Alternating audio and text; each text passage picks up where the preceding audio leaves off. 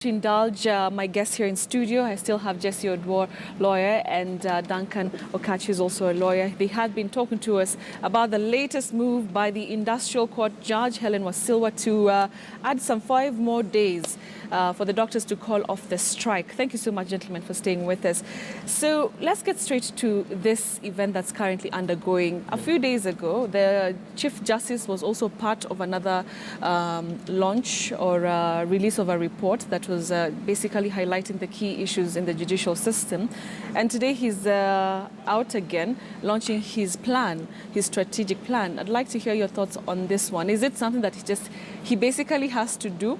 Or, he's gone out of his way to do something that is different from what other people have done before? I think it is expected of him to outline his vision and which plans he wants, which road he wants the judiciary to take as the president of the judiciary.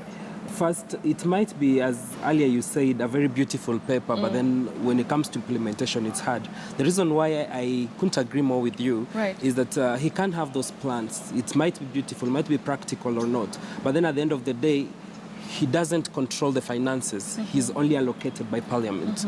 And then if the plan is overambitious, but then you don't have the finances, then eventually it's going to collapse. We've had several plans that the former CJ Mutunga also had implemented some of them, but then the majority were not implemented because of lack of finances too. Maraga saw he was going to be given all the support that he needs.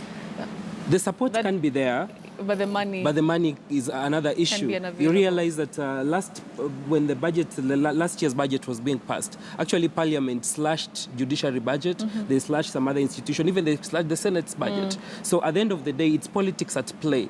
How good is he going to talk to the legislators to allocate him those funds? All right. Is it over ambitious, like Jesse is saying? I mean, he's just trying to reduce the backlog of cases. We've already seen him, commission some high courts around the country already. Isn't he on the right track, Duncan?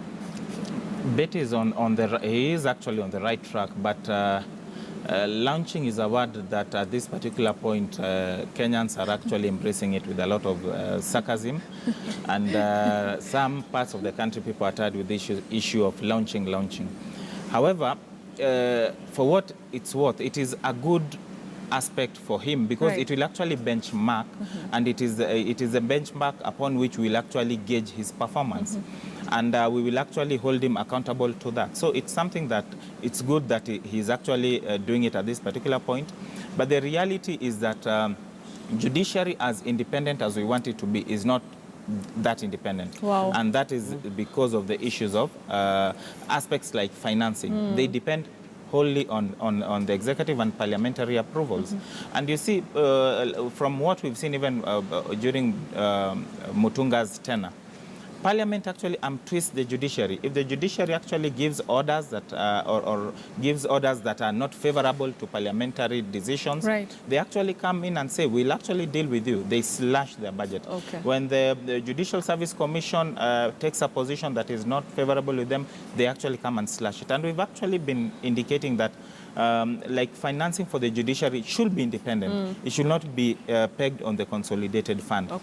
But Parliament has actually said that will never see the light of day. And the reasons are, as I've indicated. But more importantly is that the goodwill is of both political goodwill, and that is why I was so happy that he actually met the president. He also met leaders of the opposition. That Don't goodwill, they also? But not all, but at least significantly, that's a step in the right direction. But that significantly means that he actually acknowledges that he requires also goodwill. You require the confidence of people. A judiciary is only as good as the confidence that it gets from the populace. Without that, there's no business having a judiciary. Wow.